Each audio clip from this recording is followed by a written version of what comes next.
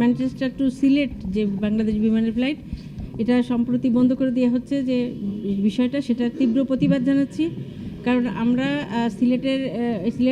সিলেটি হিসাবে আমাদের এই অঞ্চলের অসংখ্য মানে নাগরিক তারা ইউকেতে বসবাস করে এবং তাদের সুবিধা যেটা যে তারা ডাইরেক্ট সিলেট এসে নামতে পারে, তাদের যদি সেটা বন্ধ হয়ে যায় তাহলে তা দেখা যাবে যে তাদেরকে ঢাকায় আসতে হবে, ঢাকা থেকে তাদেরকে সিলেট আসতে হবে। তখন ঢাকায় তারা কানেক্টিং ফ্লাইট অনেক সময় পায় না, অনেক সময় টিকিট পায় না, বিভিন্ন ধরনের হ্যারাসমেন্টের শিকার হতে হয়, তাদেরকে আবার হোটেলে থাকতে হয়।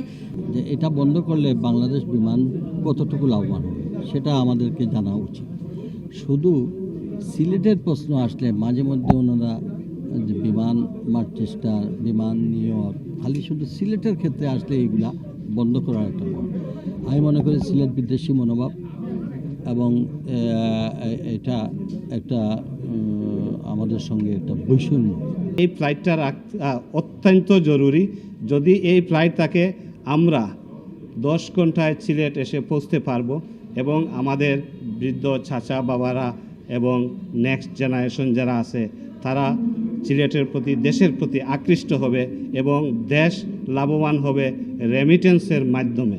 তাই এটা রাখা অত্যন্ত জরুরি। আমরা দেশকে ভালোবাসি এবং দেশের প্রতিষ্ঠানকে আমরা বাঁচিয়ে রাখতে চাই। আমরা চাই না আমাদের আন্দোলন বা আমাদের এমন কোনো উদ্যোগ নেই যেটা থেকে দেশ ক্ষতি হবে বা বিমান ক্ষতি হবে, যার জন্য আমরা এখনও স্মুথলি তাদের সাথে কথা বলছি বা দাবি আদায়ের চেষ্টা করতেছি।